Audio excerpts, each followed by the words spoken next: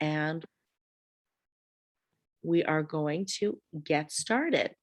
So for those of you who do not know me, my name is Adara Goldberg, and I direct the Holocaust Resource Center and Diversity Council here at Kean University. We are so happy to have you here this morning. Oh, that's okay, Caitlin. We just got started. We're really happy to have you here for this first back to school program. We know we're about a month into the school year, and that's okay, because asking students or educators to do anything the first month of the academic year is just cruel.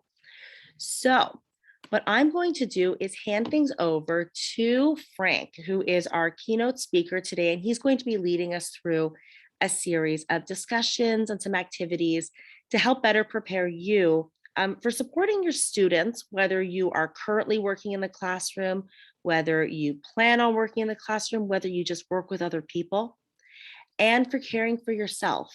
We've had a really, really challenging year and a half, and it's not over yet. And so the more that we know about caring for one another and self-care, the better equipped we're going to be to help out each other and to create healthier environments, whether it's at school, in your community, or at home. So with that, I'm going to turn things over to Frank Stebbins, and I'm going to allow him to introduce himself. Thank you. And it's great to be here, especially on a Friday morning at this point. Thank you all for being here and being prompt and looking at the chat. It sees that many of you have other things going on as well. So I know we appreciate you being here. And just to get started, while I'm introducing myself, if you could take a minute to introduce yourself in the chat, that would be great. Anything that you want to include, whether it's your job title or where you're zooming in from or what you're majoring in, would be great, so we can get a sense of knowing who we're in the Zoom room with. As Adara said, my name is Frank Stebbins. I'm a former 17-year New Jersey public school teacher who started off in elementary school, then went to middle school to teach social studies and ELA for 4 years, and then the last 10 years at the high school in which I taught special ed, as well as the Holocaust and Genocide elective in partnership with Kean University, as well as the graduate class and many other projects with Kean. So it's always a pleasure being with the Kean family. And if you're not from the Kean family, it's a pleasure being with you from wherever you're calling in from. As Adara said, it would be great to have your participation throughout this. Otherwise, it's going to be a long time of me having awkward pauses and just staring at a Zoom screen. And you really don't want to hear me drone on for 3 straight hours. But to just kind of cover our agenda, we are going to make it as interactive as possible. We do want to give you some time to reflect, to engage in conversations in small groups and as a larger group, and also do some asynchronous exploration of some of the resources that we are working with. Oh, hi, Kara, how are you? Great to see you on the call as well. It's very nice to see some familiar faces. So some of this might sound familiar, but looking at it in a new light. And as Adara said, we are in October, and I realize that it's not back to school per se. So we are looking at a lot of information about the return to school. And if you ask, especially my son, every day is like the first day of school, as I was almost one of the people late on this call as he was having a very difficult morning getting to kindergarten.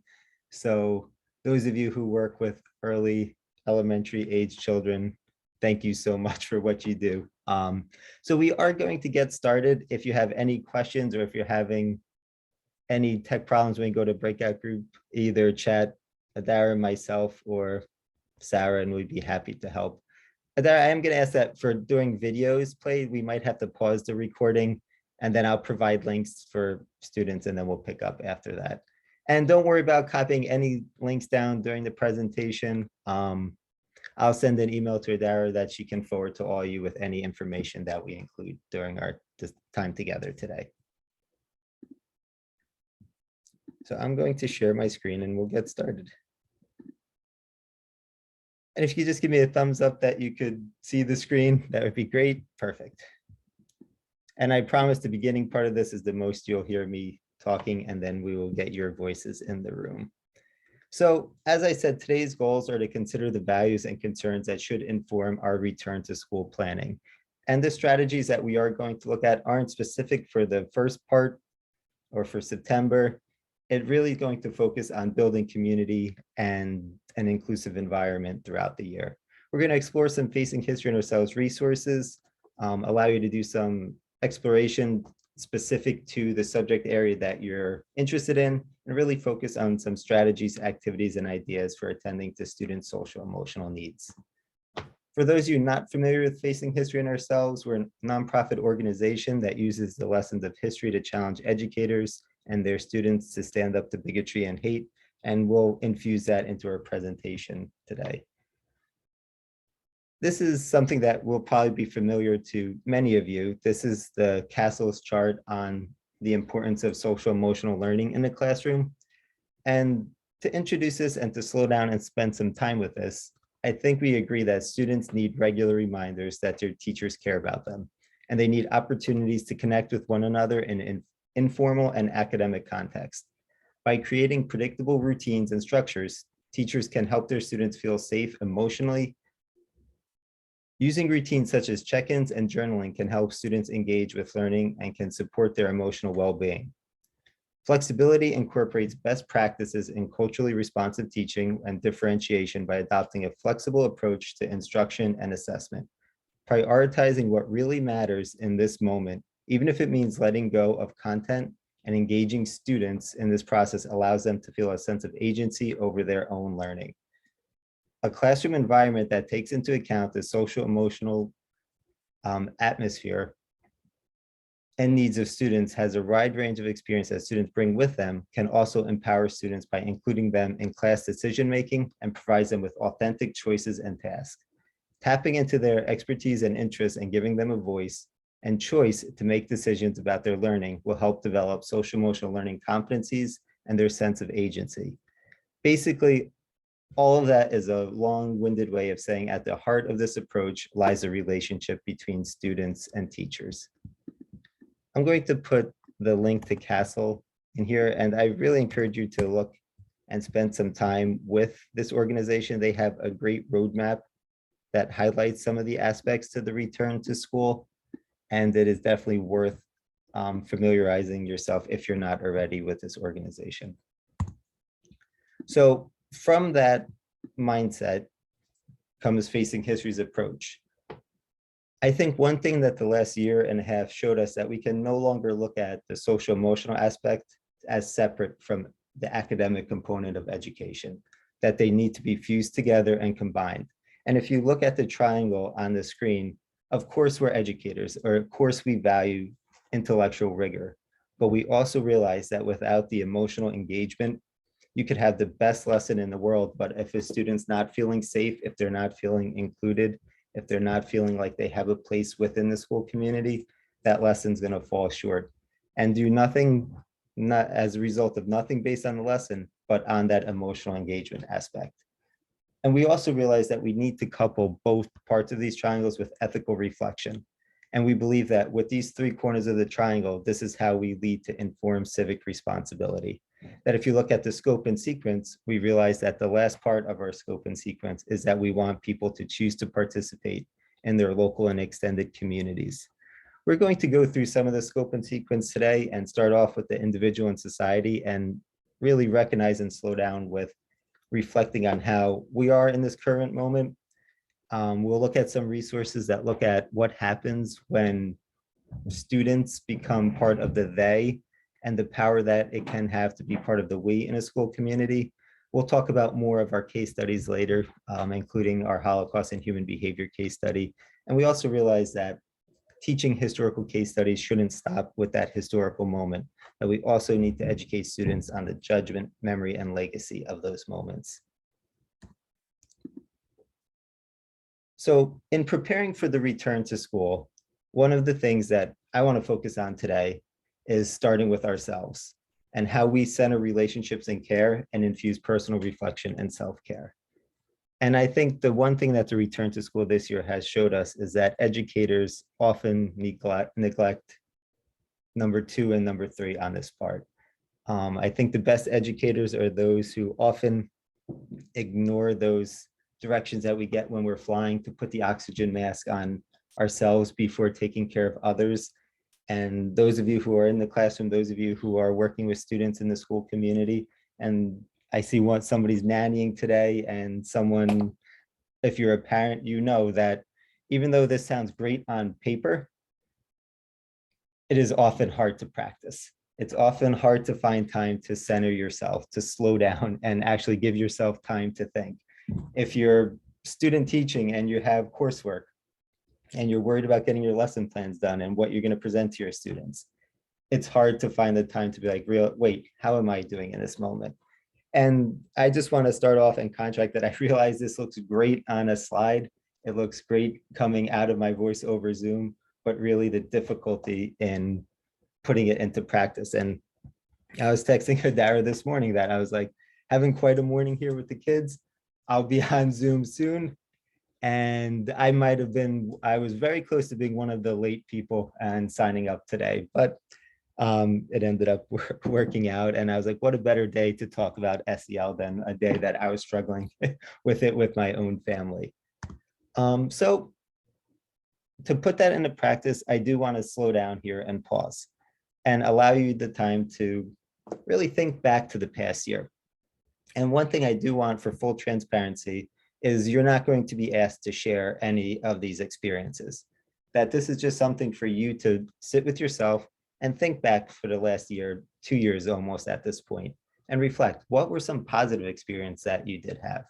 What were some negative experience? And what did you learn about yourself and what you need? And the what you need could be anything as a professional or within your personal life. So once again, this isn't going to be shared, but I do want to give you 3 minutes to pause and journal on these 3 prompts.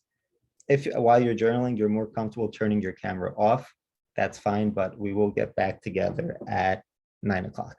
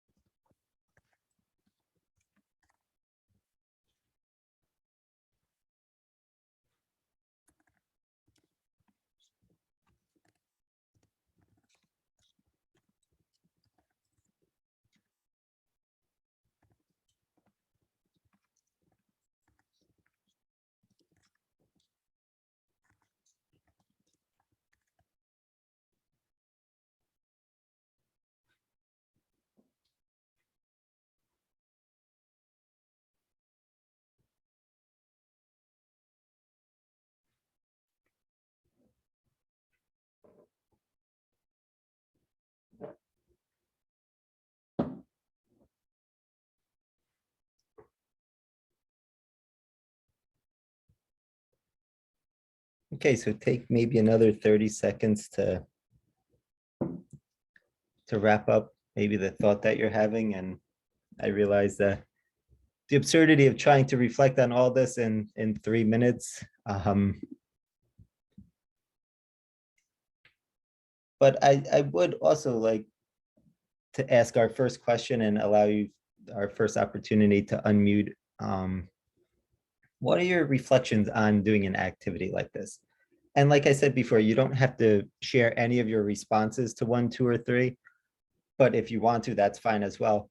But I'm more curious to just opening up, and what did it feel like to just pause and brainstorm and journal for a few minutes on the past year? Is this something that you have done before? Is this the first time with the busyness of life that you've had the opportunity to pause and reflect? So any thoughts? And I do realize that we all don't know each other on this. And this is the beginning of our time together. So I do appreciate anybody who does unmute and enter their voice in the conversation, but it would be great to hear a few voices. If you're unable to unmute because of the situation you're in and you like to put comments in chat, that is completely welcome as well.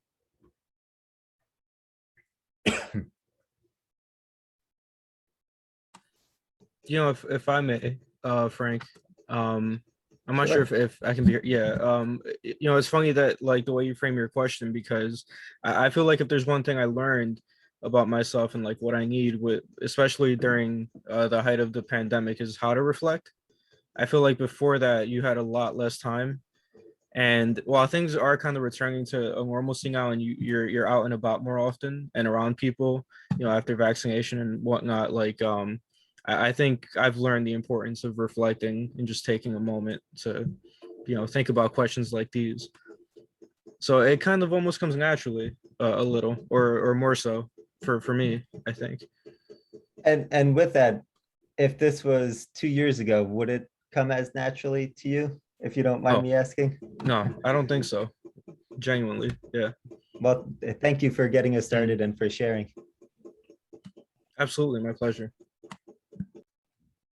You see it, I'm like the complete opposite of Fabiola when it comes to this regard, whereas I feel like it was such an emotional and impactful year that I have not even begun to unpack it yet or reflect on it yet, because I feel like it's just a lot. So that's where I'm at. I'm the polar opposite. And I think that's just such an important part to recognize, that we're going to be in classes, we're going to be with colleagues, we're going to be with children that are feeling the same way as both of you. And I think the important thing to highlight too is that this prompt asks you to reflect on the past year, but also putting out there too that we've realized that there's still a lot going on in our current moment. That sure, we might be in some ways returning to normal, but that comes with a lot of other challenges. And not trying to put this prompt out there like, oh, last year's over, let's move on for it, but just trying to contextualize it as well. So thank you for sharing your comments as well. Something that I, Oh, go ahead. nope, go ahead. I'll throw in as a veteran educator. And what I will say is that the past year absolutely taught me to reflect, but it taught me to reflect in a way that would be meaningful to my students. You know, I definitely had to reflect on my pedagogy and my practice, on what was important and what wasn't. I definitely reconsidered my homework structure, my extra help structure.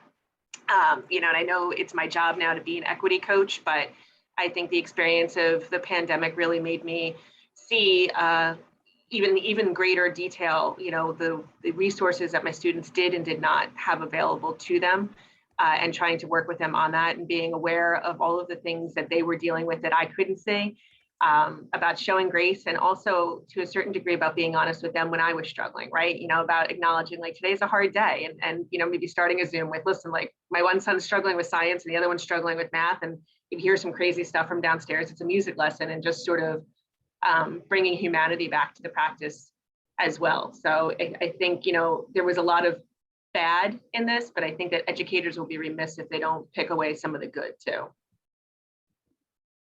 Thank you, Allison. And I think that was such an important part of this prompt, is that it doesn't focus on one side. And it also acknowledges that for some of us, number one's going to be a very difficult prompt to respond to. But for others of us, it would be like, oh, yeah, I have a few experiences that I would like to share. And realizing that we can't just talk about the positive experiences. We can't ignore what everybody went through. That in all honesty, every student or every colleague might have experienced trauma in a certain way, and a certain aspect of loss over the last year, whether it was just being in community or whether it's the loss of a loved one. But just talking about negative, we have to recognize that maybe there were some positive moments as well. And I think as our speaker said today, that just the opportunity to learn about what yourself and what you need is something to highlight. And for some of us, number 1 and 2 might have merged together depending on certain events. So recognizing that this is one of those questions that there's no right or wrong to it. It's just meant for individuals to pause and reflect. She looks like she's talking. I know Adara unmuted before, but I don't want to put her on the spot because she looks like she's multitasking. Any other comments before we do move on? And thank you, Autumn, for sharing in the chat as well.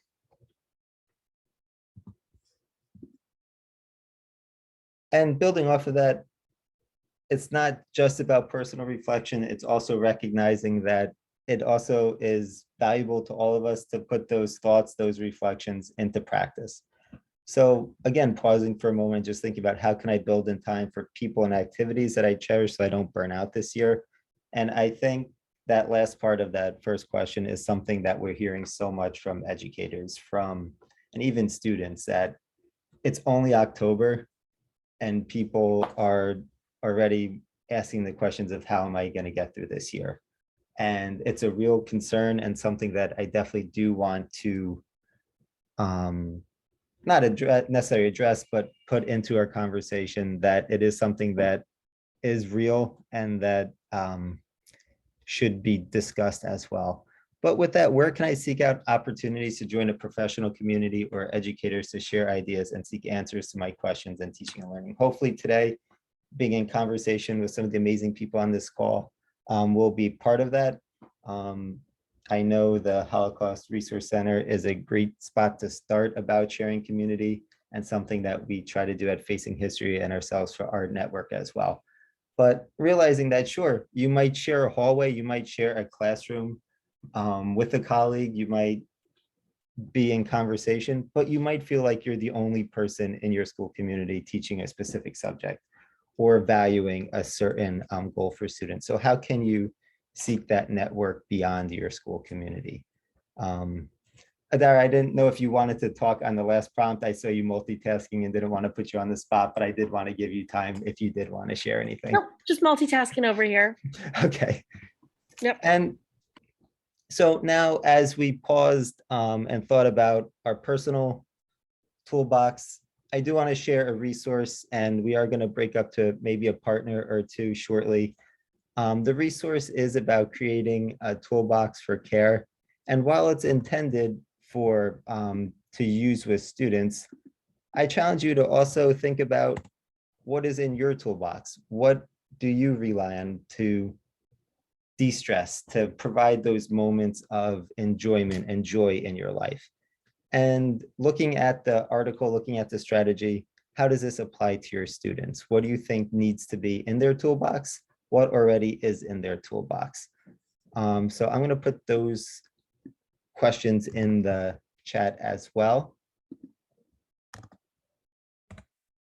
And Adara, if we can maybe make breakout groups for 10 minutes, if that's okay. So I would start off by skimming and reading the article to look at that, but take some time to introduce yourself to your partner, or if there's 2 other people in your group, reflect on the strategy, and then as comfortable as you are sharing what's in your toolbox, please do so. And also focus on students. What should be in their toolbox? What already is in their toolbox? How many breakout rooms would you like? If it could be like with partners or 3 people, if that works better for you, 2 or 3 people per group.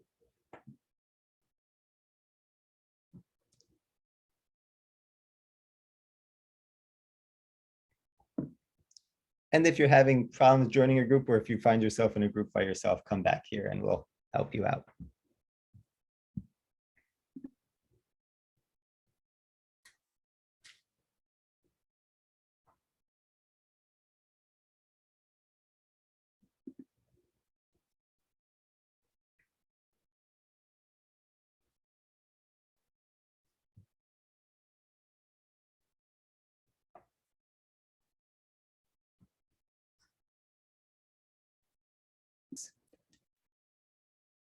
Oops, thank you. Forgot that. Are there any questions before we open up the breakout rooms for this part?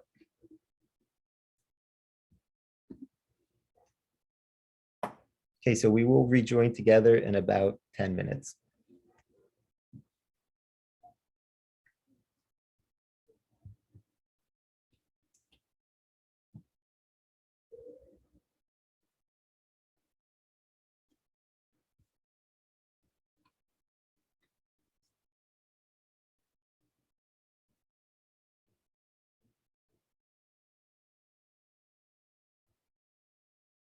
That the one thing that I challenge myself to do is look at a lot of these slides and many places as I can swap out the word teachers with educators. Because I think it's important to recognize that in this moment, regardless of whether or not we're in the classroom every day, we're interacting with other teachers or colleagues, or we're interacting with students, we're all educators. And part of that also involves us slowing down and educating ourselves. So I think one thing I purposely try to do to create, and as silly as it sounds, inclusive Zoom environment, is to just really focus on word choice, and especially in a term that seems as simple as teachers to educators, but I do think there's great value in that. And just reflecting on Autumn's comment, I think that is one of the reasons why we're all here on this Zoom today. And I think one of the things that complicates it, and I would love to hear some anecdotes from your breakout groups, but also recognizing that for some students, the remote learning atmosphere benefited them and benefited their learning style, and maybe why that was. What did that look like when they were in person? Did that result in from them not having their needs met in some way? And I know we use it, and I know it's hard for me not to use it, but to phrase back to normal. And stealing a line from an educator that I was talking to recently, and she said, back to normal doesn't work. We need to go back to better. And not ignoring the lessons that we learned over the time, and not just saying that, oh, social emotional learning is for this specific group of students, that it's really for everyone. And I really like the phrase back to better, because I think it challenges us not to just go with the status quo that we all experience. And sometimes when we think about the back to normal, it's almost like this romanticized version of this picture that everything was perfect before then. I think it's just because we've been in this situation for so long, but how do we take the positives that we've learned and learn from the negatives to make sure that we're going back to better for not just our students, but for our communities at large. So I would love to hear just some comments about co-creating a classroom. If you're a student now, what would you like to bring to a classroom environment with your professors or with your educators? If you're working with students, what do you think they would bring to the environment? So I would love to hear some comments from some of our veteran teachers, and for some people who are just starting off their careers. That would be great. Hi, my name is Caitlin Alava. I just wanted to say I'm a preschool teacher. I'm also going for my master's here at Kean. And I just wanted to say that as a student and an educator, I feel that communication is like very big. Just a simple, how are you, is very big. It makes the students feel seen. And especially now since COVID, a lot of people are more reserved. So they may be scared coming into the new school. Some kids are just starting like without any school experience at all, especially like pre-K students, kindergarten. So just having that communication, that bond with your students, I think is great. Even in college, I think the professors should definitely have a great communication and bond with the students, because I think the students would definitely be more interested in the work. Thank you so much, Caitlin, for sharing that and for the work you're doing in a preschool setting. And not that this is all about me today, but you're kind of forced to listen to me for a little. So I can't agree with you more. My son started his first school experience this year and he's in kindergarten. And the moments of walking up the hill to the door until he sees his teacher or somebody greet him, it goes from anxiety to I'm going to be okay today. And something as little as saying hi and that eye contact, and his only school experience has been behind a mask. So building that relationship with somebody, I know my wife and I are so grateful to have him have a teacher who has that connection and who values that as well. Because every morning we're working on that aspect leading up to the school day, and the fact that she's there to greet him and welcome him and she starts off every day with today's going to be a great day. And as an adult, that would probably drive me nuts. But as for him, that's what he needs and that's what gets him in the door. So I can agree with you more. And thank you for unmuting to share that. Hi, good morning. I Good morning. wanted to kind of add into that too. Sorry, that's the baby. That I love that, and I think with communication, even just with the little ones saying their names, like the room that I'm in now, it's with the infants, and when the parents drop off the babies, they can't see my mouth, so I will say, like, even if I'm across the room, I'm like, oh, who is that? Who's here today? Hello, Nathan. Welcome to school. I missed you so much.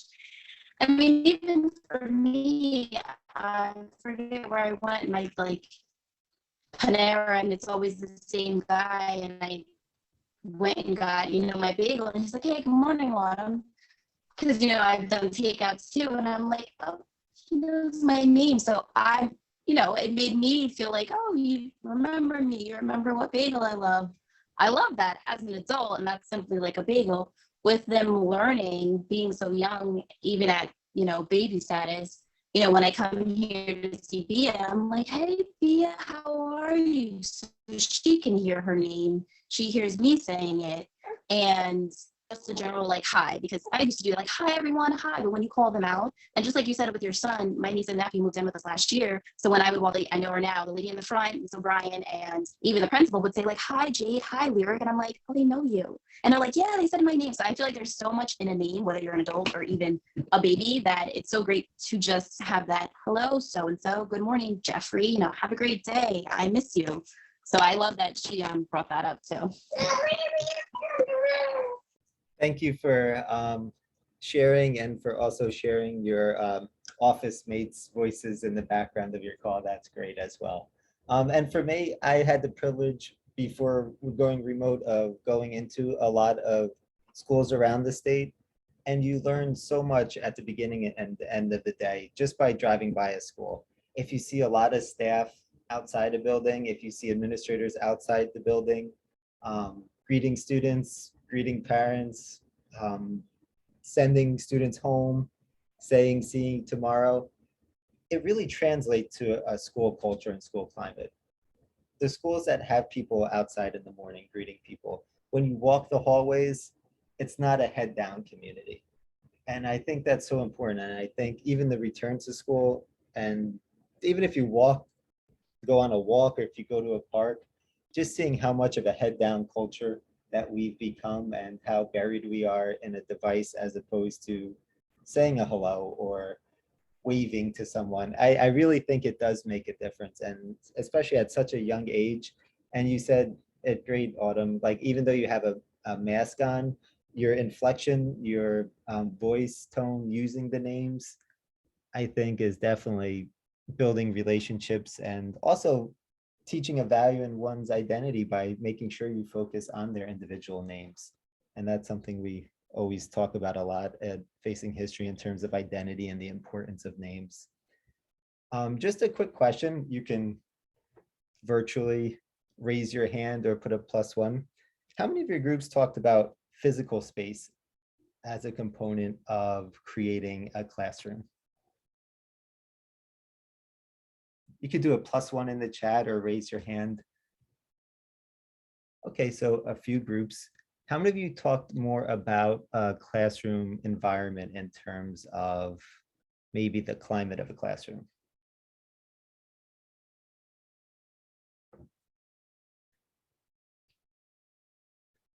Great. So the last time I did this, somebody asked a very specific question and she was like, are you talking about like the actual space we're in? Or are you talking about like just our classroom in general? And I thought that was such an interesting question and one that I just really wanted to leave open-ended and not frame too much, because how you define a classroom space is how you define it.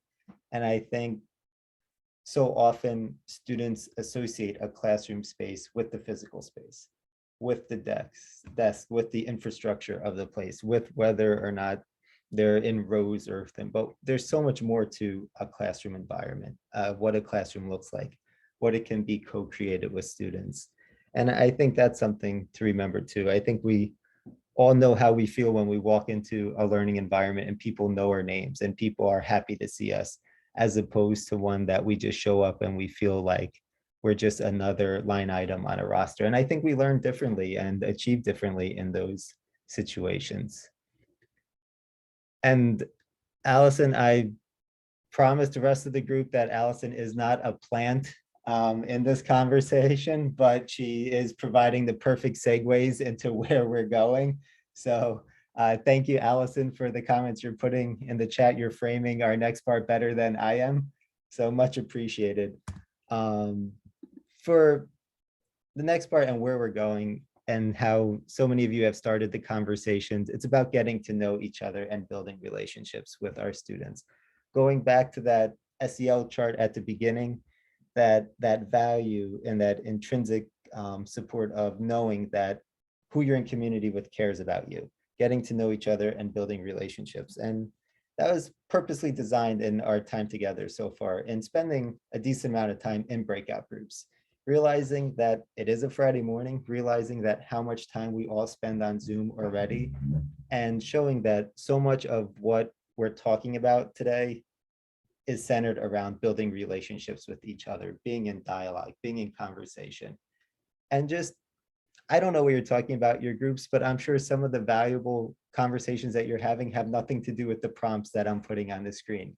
And recognizing that that's when true learning occurs as well. So one of the things I'm hopefully not doing is saying the importance of building relationships without modeling it. So as we get to know each other further, as we look at the importance of building relationships with students, for the veterans on this call, I know this is a familiar video that you've probably seen 100 times, but if this video is new to you, I want you to think back to your breakout conversations. I want you to think about the toolkits that you talked about for students, those co-designed classrooms that you had. And I want you to think about, as John Amici talks about his elementary school experience, how do we take into account, as Allison said, safe spaces linked to a physical space as well as a mental space? And I want you to think about what happens when a student doesn't feel part of a classroom community, and then what happens when they see themselves for the first time in a school resource. So all of that is going to focus on John Amici's video. He is a psychologist who talks about his experience in early elementary school. For those of you who could probably provide the transcript for this video without me playing it, I challenge you to a different set of prompts. As we return to school, how do the words that John Amici is discussing, how does his theme apply to our current moment? Not necessarily in terms of general classroom culture, but in our return to school, how is what he's saying applied? So I'm going to start the video. If somebody could just give me a thumbs up that the audio is working, that would be great.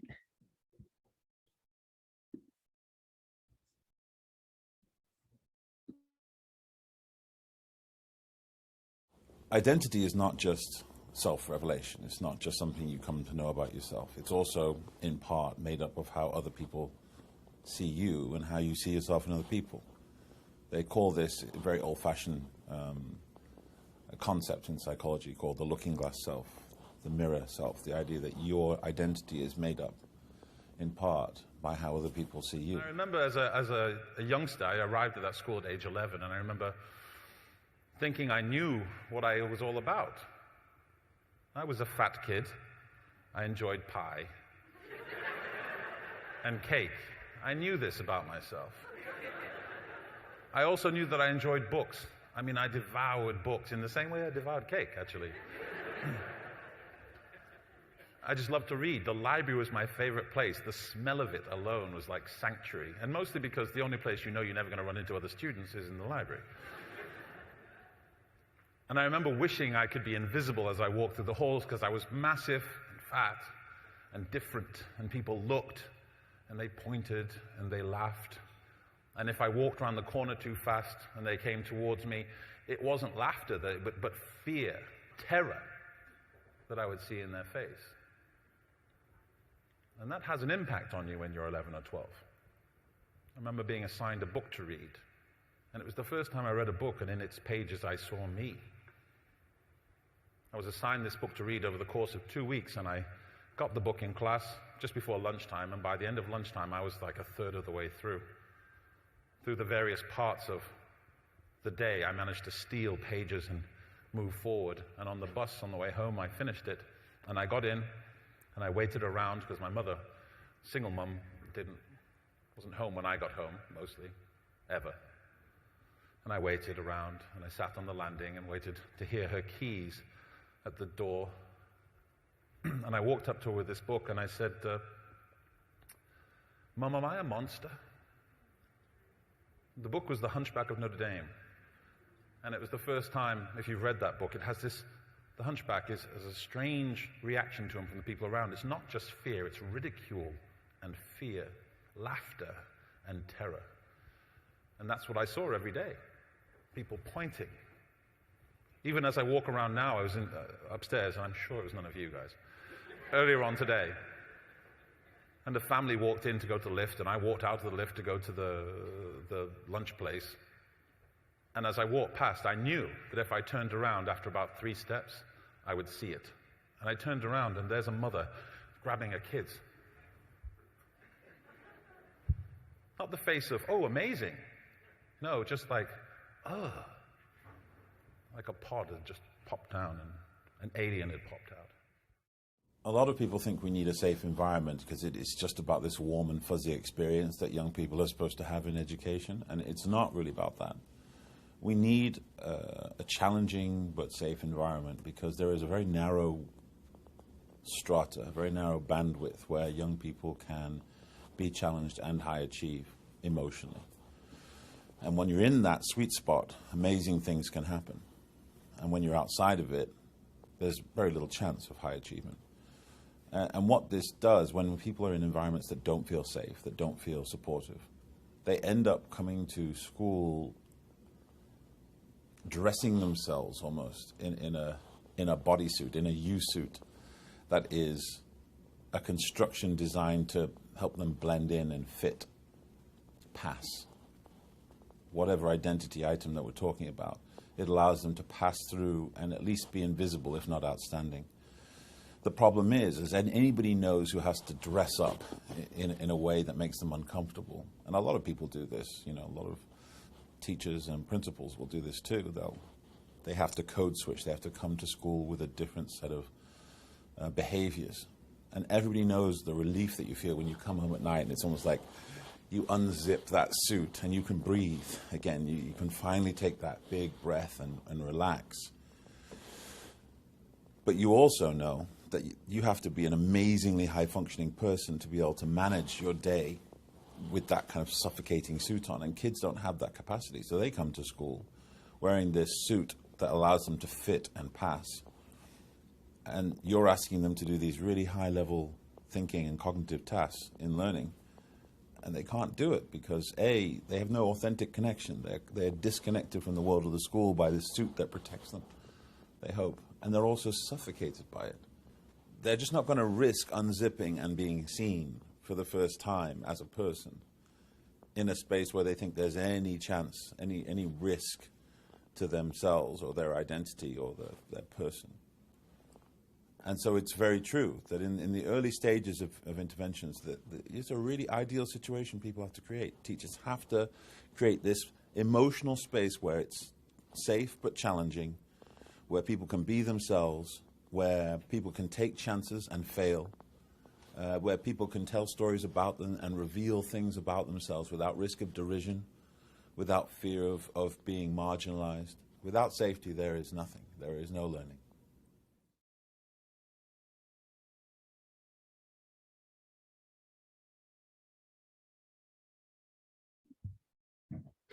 Okay, so reflecting on that, thinking back to co-designing your classroom, thinking back to some of the SEL objectives and competencies that we've been focusing on this morning, what are some reactions are you having to John Amici's video?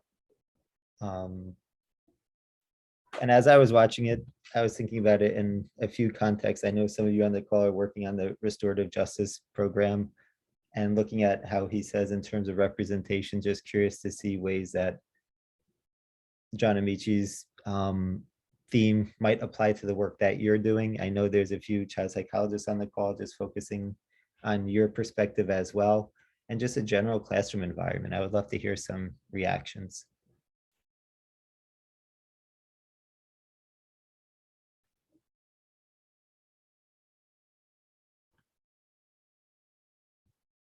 I'll call on people if I need to. Hi, everyone. I'm Bridget Hernandez. I'm the graduate assistant at the Holocaust Resource Center. So pretty much I'm here at Kean studying for a degree in architecture, getting a master's in architecture. But I do have a previous background in education. I got a master's in education, and I've been working as an educator for a few years. So pretty much what I've seen, like what he mentions in the video is true. Like most of the students undergo or they're experiencing like low self-esteem issues, and they see themselves pretty much like in a negative way. And because they perceive themselves like that, they feel that the whole world is looking at them like that. Like in my past experience as an educator, I've seen that in like my classrooms. I taught high school for 3 years and I saw that.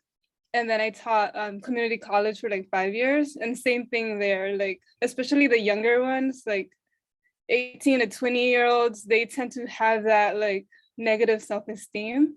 And just because they see all that negativity, they think that people around them also see them like that.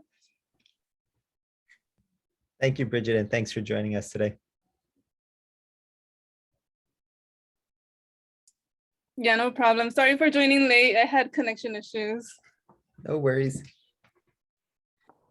Building off what Bridget was saying though, like, because we were discussing this the other day in my abnormal child psych class, and like what he was talking about, that you really need to create a safe environment. So we were like specifically talking about how like working in a school is like a really interesting environment for psychology, because you can teach kids strategies and then like kind of like create an ideal situation for them to implement it to get that positive reinforcement.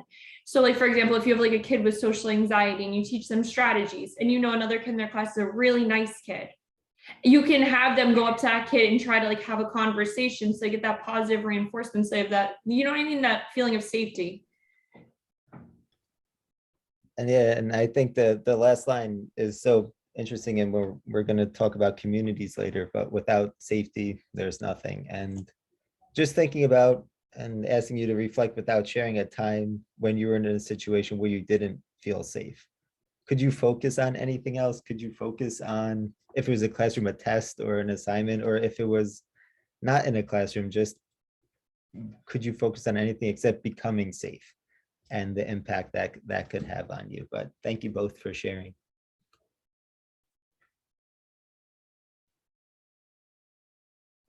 How about you, Elise? So I really like the part of his discussion where he talks about like adults masking when they get to school, and then kids masking when they get to school, because I think that's really important as educators, that like we make ourselves vulnerable, and that we can like model, you know, like a healthy life to students, right? Like I think that's a big part of like middle school philosophy, is like relationship building and making sure that students feel like they have relationships, like positive, healthy relationships with adults in their building. We know that studies show that that reduces rates of like anxiety, depression in students. So I think that if we want students to kind of like be themselves in classrooms, that it's important that we kind of like take care of ourselves and like do the same for our students. And thank you. And Dr. Goldberg has a much shorter Zoom wait time than I do. So thank you for calling on people, and I'm glad you're doing it, not me. I think a few takeaways that I want you to keep with you as we go on is the part that outside of the school day, when John Amici talks about what it was like going home to a single mom. And part of his student identity was going home really to an empty house and waiting at home to hear that the jingle of the keys. And a question today that I really never asked myself before was wondering how many of his teachers knew that that was his situation outside of the school day, knowing the reason about why he was going to the library, and knowing that he was going there for sanctuary, and just thinking of the word and the use of the word sanctuary. And that's a powerful word choice to describe somewhere and what he was looking for. But also looking at the part that of representation, that number one, his age at the time, and then when he commented was the first time he saw himself in school, and what he saw himself was as asking his mom if he was a monster. And just thinking about, Ali, I think you mentioned just like working with students who might have anxiety or other areas of life that they're struggling with, but how many of them are thinking, what's wrong with me that I'm doing this, and the impact that that could have, and just even generally thinking of that, and then looking at how much of that identity is coming from within and how much of that identity is placed upon people. And I think that's, if you think about it, it really is amazing when people just have the ability to focus in school with everything going on. And it's, I think, something that we take for granted. And as we get older and adults, I think it's really amazing when people can really just 100% focus on their professions too, especially at this time. And I see some of us shaking our heads and knowing that those moments are rare. But when they happen, you're like, wow, this is what it's like. But then realizing that they are so far and few in between. We're going to do one more activity and then we'll take a short break, but I'm going to share my screen again. And a few people mentioned, I know John Amici mentioned it in his segment, and Allison mentioned it, I believe, earlier before she had to go to class, but an aspect of vulnerability with students. So this is a variation of picture this and see, think, wonder strategy that could be used on getting to know students and also allowing opportunity for students to get to know you. So for this picture, I am the author of this picture. And since we are on this call together, allowing some vulnerability and you to get to know about aspects of my identity, we're going to do a see, think, wonder activity involving this picture.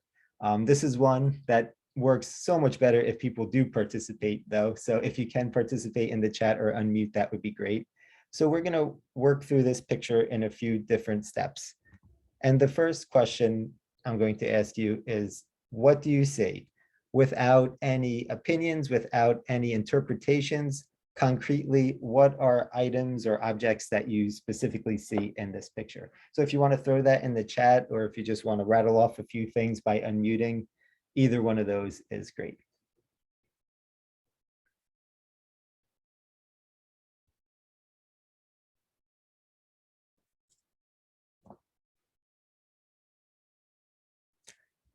Always the first one that steals the show. The rhino always takes the cake.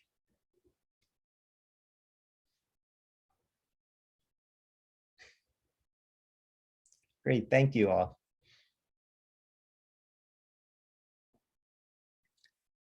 All right, so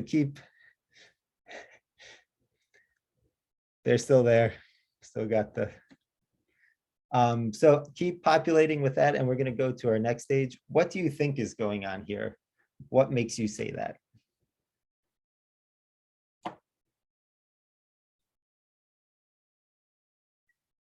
And I have thick skin, so feel free to answer honestly.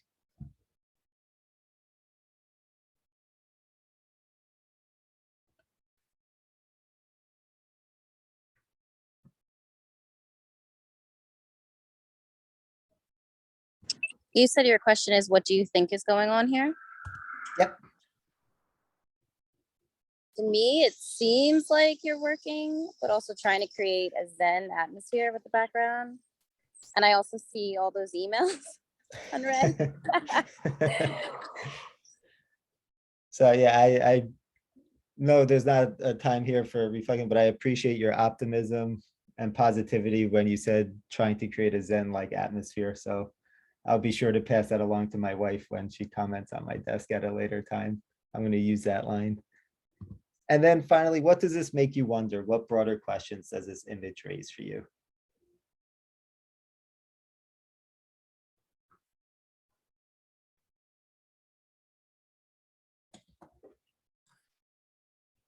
Well, for me, like when I look at this picture, I just see like I see someone's day, for lack of a better term, and like all the hectic things that come with it. Like I see that it's like rather like multitasking is one word. You could say it's like cluttered almost as well. Like you have the headphones, so you're listening to music at one point. You have the treadmill there, so maybe you stop for a second and do that.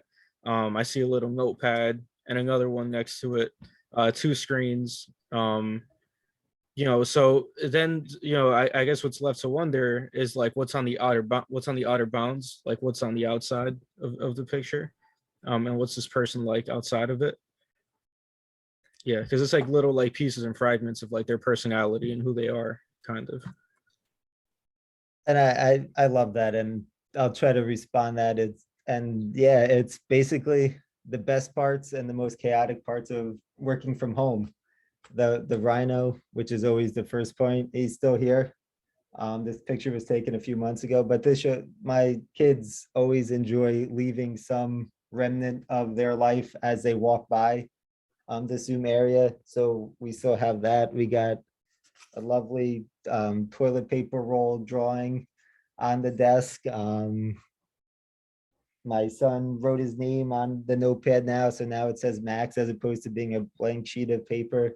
The cough drops are always, whenever I facilitate, I always end up losing my voice, or the fact that you can't see in the outside of this is my work from home situation is in the part of an unfinished basement. So this background is a specific like Zoom setup that we have. So I always get like dust inhaled at some part of the thing and I need a cough drop. I love that people always comment on the screensaver, and that's just something that I thank our Apple Chrome update for. That's just a nice background that they default to, which is always nice. Unfortunately, I don't see it often. Usually it's covered with about 50 million other tabs opened up. And as you can see with the notebooks, I'm somebody who can't take notes on a Google Doc. I write stuff down knowing full well that most likely I will never go back to it or remember where it is written, but it's the thought and idea that I will, that is there. And the football helmet in the background is from one of our favorite shows, the TV show Friday Night Lights, that I've had signed by the cast off and on for the past few years. So part of my identity is I am an avid autograph collector, and I really have no space in the house to display anything. So when I got a standing desk in the basement, I said I have to capitalize on the small space and put something on it that isn't work related. But this is, and the exercise bike is really an extension of the desk. I would like to say something more positive, that it's in use, but really it usually is just used to hang clothes or something that doesn't fit on the desk, with the hopes of one day it returning to its original use. But this is a way that, for me, being on a Zoom call, not knowing many of you, gives you a snapshot and a window into my identity, and to some of the things that are important to my life, and in some of the things that make my professional life a little hectic. And especially last year when the kids were in school upstairs, compared to them being physically in school this year, just reorienting myself to what that type of work from home environment is like. So while students are in class, I know somebody, I forget who said it, they're still using a lot of remote strategies while in the classroom to kind of reorient schools. This is one that is a snapshot into that, maybe a way to introduce yourself to students, to kind of show them that you're more than just a teacher, obviously with the boundaries of still being their educator, and a way to encourage maybe students to bring in a snapshot of their lives. And I always end this strategy with, you know your students best.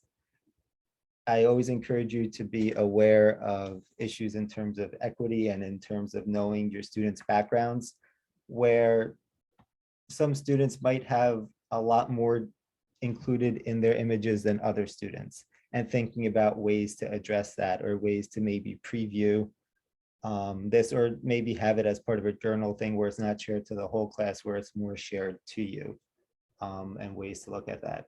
The See, Think, Wonder strategy is something that Facing History uses by looking at historical images, and allow students to walk through this strategy of going from the concrete to more, what does this make you wonder about? And I know a few of you are using strategies of art and interpreting art in the classroom, which is always great. But does anybody have any questions on this strategy, or comments about how maybe you would use this in a classroom environment? I can offer something. So this makes me think, it makes me smile because I know where you're working. But also, you know, last night I had a program to run, and it was in the evening, and I had to run in between as I'm running something to pick up a child, to bring the child home, to get back on. And when I came on, she decides to start singing and throwing things. And it was a moment where part of me was like, I'm panicking. This is embarrassing. These are students, even if they're adult students. And then I realized, I'm like, we have to be as vulnerable with our students as we ask them to be with us. And this is my reality right now. And it's the same way. I love that, Autumn, you know, we saw you when you were logging in. The fact that you are nannying right now, that you were taking the baby on a walk and you're still on, says so much about you, and the educator that you are and you're going to be for your students and any kids you work with. And I think that's it, you know, to show them that we're all doing the very best that we can. And the stress of the last year and a half, hopefully a year from now, there will not be a pandemic. But guess what? There's always going to be things going on. And we're always going to have to adapt and be flexible. And seeing something like this humanizes that person standing at the front of the room or at the head of a Zoom call. So thank you for sharing this with us. And the only thing I have to say, Autumn, is your Zoom background of the blue sky is much nicer than my Zoom background, and maybe a little jealous of being in a windowless basement, but love to know that there is Thank blue you, skies guys. out there. Open a window, you got to get out. It is really nice out. The dad is working from home, and he's like, I know you have the conference. I'm like, we can go on a walk. You work for a good family. She's waving. They're very sweet. One of many families. Thank you, guys. And I think that's something, as a facilitator, I love the unexpected pop-ins, whether or not it's pets, children, spouses. And it's one of the things that I think really does humanize the people on a call with, and gets us to know everything that people are bringing with them. And so many times I leave so much more inspired, and seeing with sacrifices that people are making to attend something, to still do such great work during the day with wearing so many identities. And it really is inspiring to, I know multitasking is a word that was thrown around a lot before the pandemic, but just seeing it in action is just really impressive. I lied about when break was happening. But this is a really short 2 minutes video. I'm not sure if you're familiar with Jason Reynolds, but I highly recommend his writing series. It's great 2-minute clips on exploring identity. This short video is called Write, Write, Write, and he introduces it. He talks about it way better than I could trying to explain it. So I'm going to play this, and then we'll get back together for a minute before we do a break. possibly.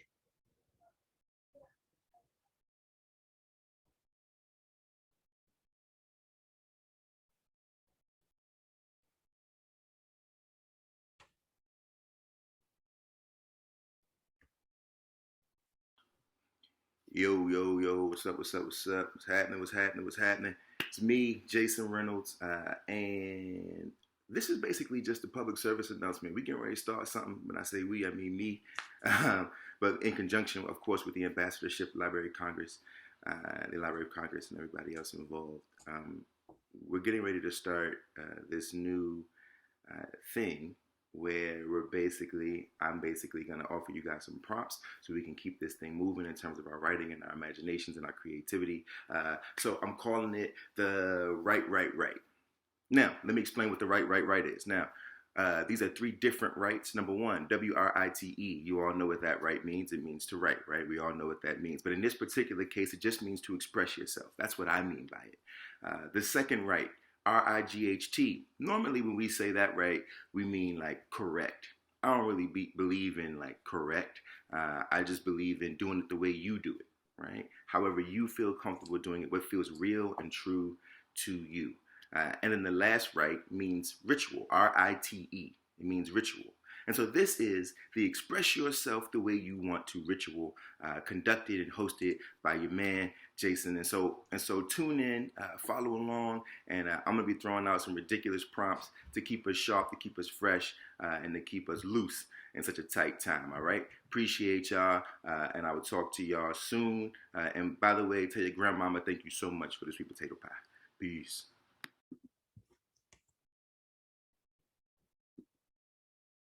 One of my favorite ones that he has done is called Frame This. And it's a video just like that where he walks you through the strategy, and his prompt that he focuses on is, if you could frame anything, put anything in a frame, what would it be? Where would you put it in your home, and why would you frame that thing? And he says, now I want you to think about this, because when we're talking about storytelling, all of it is about framing. All we're really doing is taking a thing and putting it in a frame, right?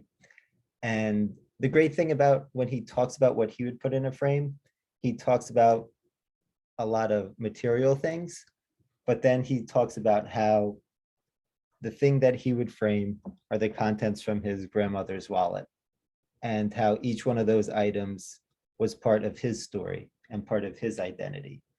And in 2 minutes, it really makes you think about what you would frame, why you would frame that, and the importance of storytelling, and really how it is parallel and linked to our identities. And as we go into break, we're going to come back from break focusing on creating classroom communities. We're going to take about a 10-minute break. And during that break, I want you to think about what is an example of a community that you belong to and what makes you feel part of that community. Adara, did you want to say anything before we go to break? It's probably easier if you stay on the Zoom line. Yes, just stay on the Zoom line, mute yourself, turn your video off. But let's be back, in 10 minutes. We're not going to go right until 12 o'clock today. Don't worry, everyone. We know it's tough to be on Zoom all day, but I think it's really important that we all return to finish the program. So 10 minutes starting now. Thing that we're going to look at is, hopefully you took some time to think about an example of a community that you belong to and what makes you feel a part of that community. And I want you to keep that in mind to look at the next part we're doing. But since we are all here and we are modeling social emotional learning, and we realize, again, we said this a few times, that this year, if it takes one thing, it really takes stamina, academic stamina to get it, but also being on a computer so long.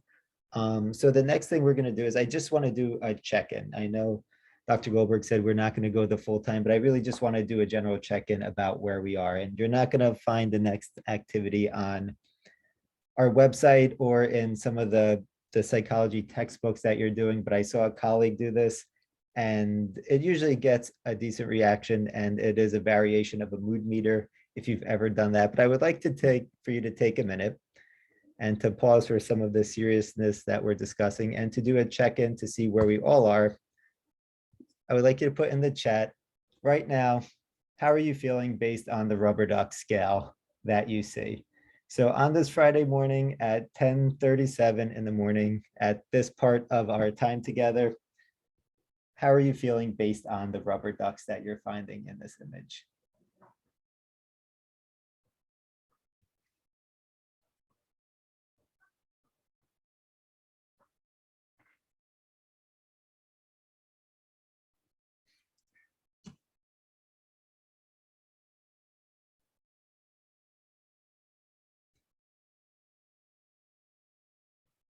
And I've learned not to take it personally, but for some reason, this is the prompt that always gets the most response in the chats compared to all the questions that I might ask in a session. This is one that usually goes.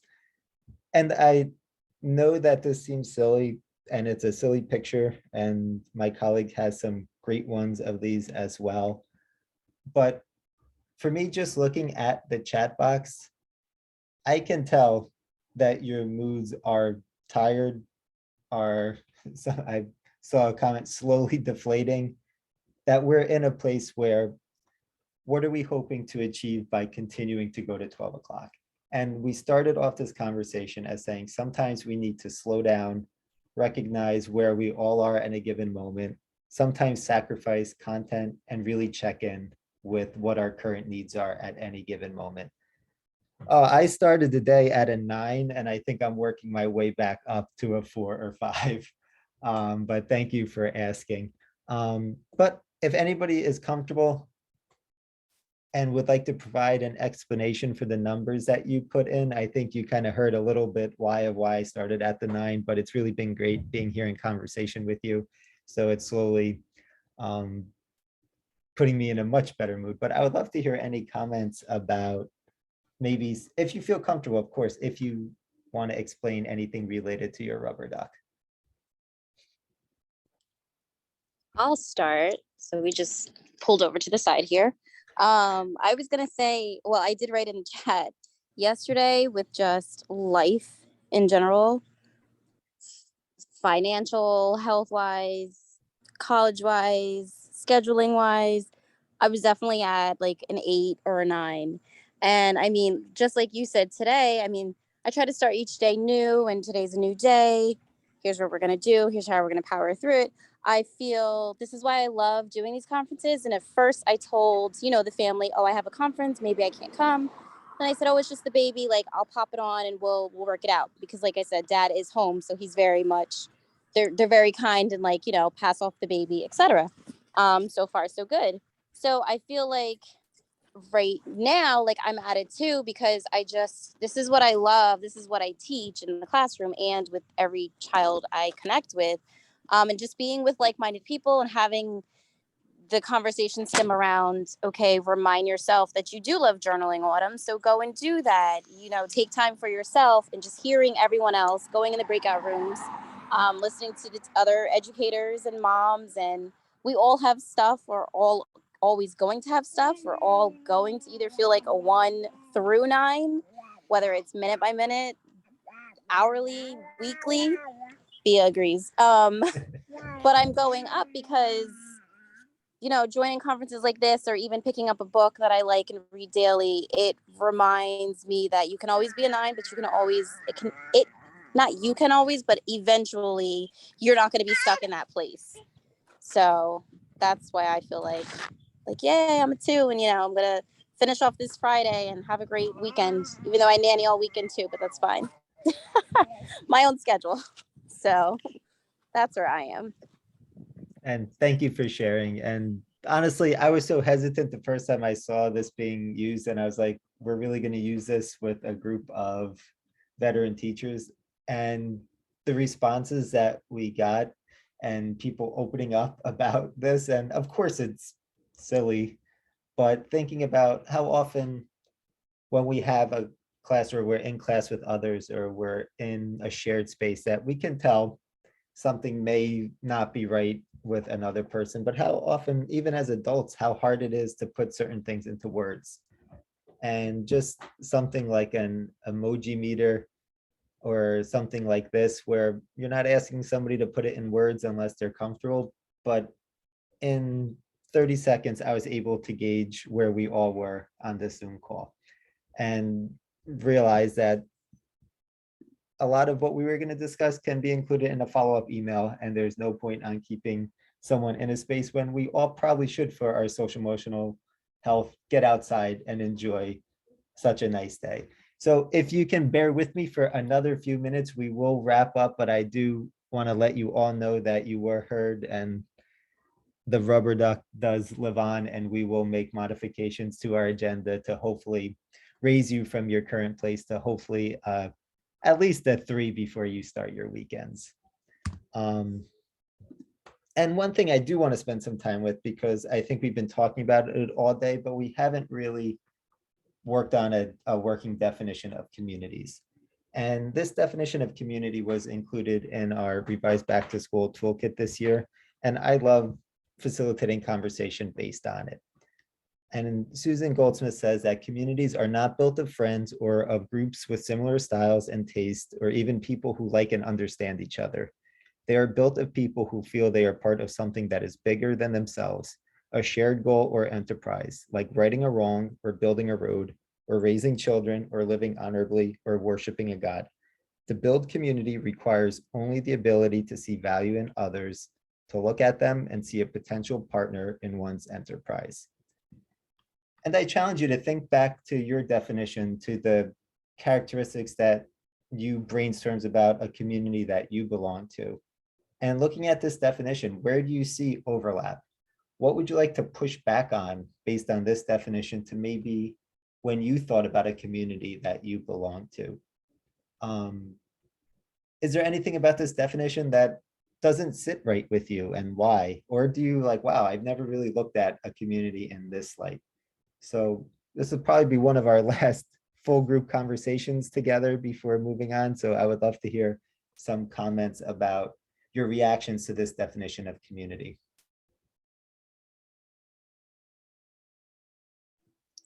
Hi. I definitely see this in the classroom. Oh, I think you just went on mute. Yep, you just muted yourself, Miley. Oh, sorry.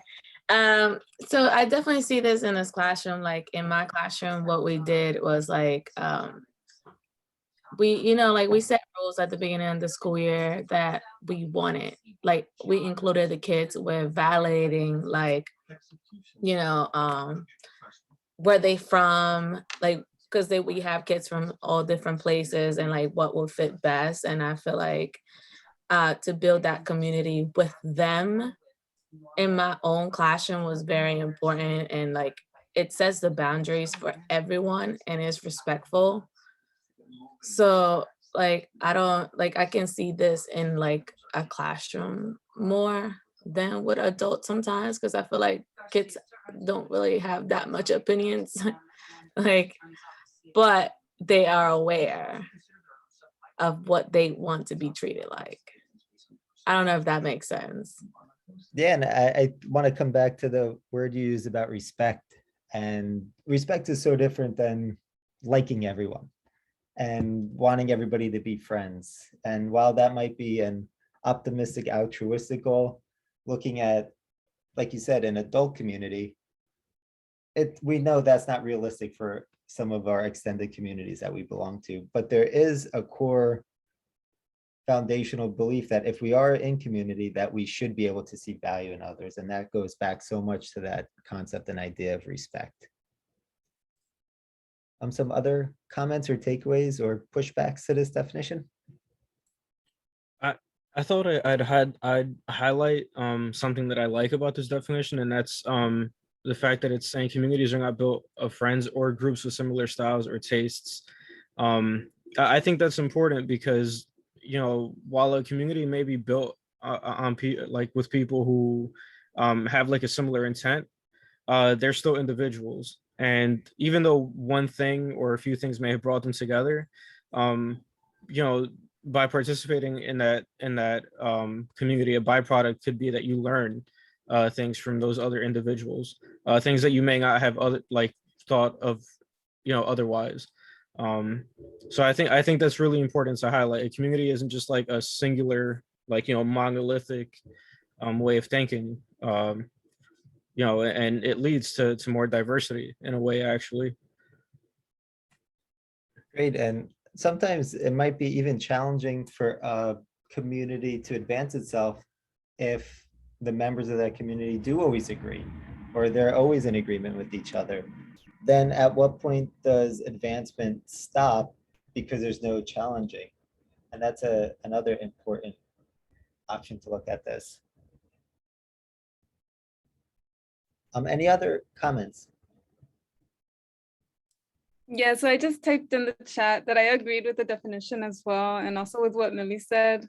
Like pretty much in your classroom, like you don't know who's coming, like they just give you the list of students that will be in your classroom. So, and it's per semester, so pretty much you don't know the people who's coming in. So as time goes by, you are pretty much building your community. And by semester classes or elective classes, you're kind of starting that year over at multiple points. It's not just in September, it's restarting a few times during the year. And like you said, people coming in at different points or maybe leaving at different points presents its own set, but hopefully there is that common goal in those courses as well. And I think when I brainstorm at the first part, I think I sometimes think more about friend circles than community members and look at some of the qualities of those, and then coming back and grounding myself in this definition and realizing why those aren't necessarily synonymous with each other, and definitely important distinctions. Because I don't know how many of you would agree with me, but when I was in the classroom, sometimes I wouldn't want all my students to be a part of the same friend circle, because that creates its own set of challenges and I would say, for lack of better terms, fun times in a classroom setting as well. But sometimes there's definitely value in students expanding who is making up their community. And I think one way to continue to look at community is by looking at the poem Bestrano's Untitled Poem. And it says there's no such, and going back to John Amici's video and kind of pushing back on what we mean by safe space, there's no such thing as a safe space. We exist in the real world and we all carry scars and have caused wounds. This space seeks to turn down the volume of the world outside and amplify the voices that have to fight to be heard elsewhere. This space will not be perfect. It will not always be what we wish it to be, but it will be ours together and we will work on it side by side. And that, I love that that's the materials for the poem that you're using. And if you wouldn't mind, I would love to hear maybe how you're using it with students. Thank you for sharing it in the chat. Yeah, so I'm gonna like put my links in the chat, but I had students like analyze this poem and then build a class constitution off of it. So it kind of links the idea of from earlier in our PD, that idea of like the contract. And students like really took like agency with this poem about like creating a space that they wanted to feel safe in, because I teach the Kean like ID 1800 courses. So definitely a space where like students need to feel comfortable like discussing like uncomfortable topics and kind of doing a lot of self-reflection. So I think it like definitely aided in like creating like a positive classroom culture. So. And I would love to not put you on the spot, but ask you a follow-up question if that's okay. And I think with the video and John Amici and what you said, being comfortable discussing difficult topics, at one point do you see that based on maybe a student's individual identity that might be more a part of the they group and marginalized, at what point do you see contracts and constitutions like this starting to create that brave space? Because I think we know and we heard about students who were struggling with maybe social anxiety, at some point they give up a sense of that safety and enter the realm of being brave to put themselves out there and to talk. So I would love to hear any, I know it's still early in the year, but any experiences that you might have had where you saw that transition from that safe climate to that brave climate. So I teach like an inclusion section of ID 1800, and I have a few students who are like openly gay and openly trans, and then I have some students with disabilities. So I think maintaining that like safe space for them, or that brave space, is like really important, that they feel that they're not marginalized. And a lot of my students are starting to like come out of their shells a little bit, which is awesome. We do a lot of like class discussions, a lot of like small group and partner activities. And I think that kind of that setup is like really like allowing them to like discuss first in like small groups before they share out to the whole class has been like really helpful. Yeah. And yeah, I think one of the hardest things and the most powerful lines of this poem, especially for me, is that realization that the space is not always going to be perfect. And what might work well one day, just giving ourselves the flexibility and the kind of the grace to realize that it might not work the next day. And we're all going to try our best, but intent versus impact might not always be what we wish it to be. But recognizing that, and I think it's going back to what we talked about earlier today, is the volume and providing voice to those who struggle to be heard elsewhere. And I think how you said how that's being done in your class is really the embodiment of the goal of this poem, and kind of like walking that line of what a safe space and brave space looks like. So thank you so much for sharing. I haven't clicked on it because I have so many screens open, so I haven't checked to see if I could access it. But I think she was asking if her Google Docs were viewable to everybody. Yeah, so you can just click them and like make a copy for yourself, so you can like adjust for your own classroom. But I just want to make sure that you can see it, because I think that's with like my school district email. I just want to make sure that everyone can view those. I could see it. I just clicked on it and requested access. So. Oh, awesome. And one of the follow-up resources that we'll provide is links to this poem and some of the, if you want to start off some contracting too, but it's great that you did a lot of the hard work already for the people on this call. And then just leading again, what does safe space and brave space look, sound, and feel like to you? And equally importantly, what does it look like for the members of your community? When we were looking at John Amici's video and looking at that safe, brave space, I encourage all of us to remember, as we're doing so many things professionally and personally, that so many people are bringing so much more to the community or environment that we're sharing than we can see. And I encourage you to, I'll provide the follow-up, but this iceberg diagram, and we were going to think back to a student or something that we had a moment where we may have had a single story about them. But I think it's important just to touch base on this before we move on, that like an iceberg, when we interact with people, we're really only seeing what they're presenting to us at that given moment. And like an iceberg exists, the majority of it underneath the waterline. So many of us are bringing so much to be here today. Other work that's going on, little ones that we're entrusted with the care of, probably deadlines and work that's going to occur next week, or maybe even it's just getting through this week and getting to the weekend. So realizing that, sure, we might, as an observer, have this single story about a person, but slowing down and taking the time to see all the other aspects that somebody is bringing to any situation. Some of the follow-up things, and we were going to spend the last part of today doing some asynchronous work, but some of the follow-up links that I'll send deal with facing history. And if you're looking for topics, books and borrowing, I'm going to put on hold right now.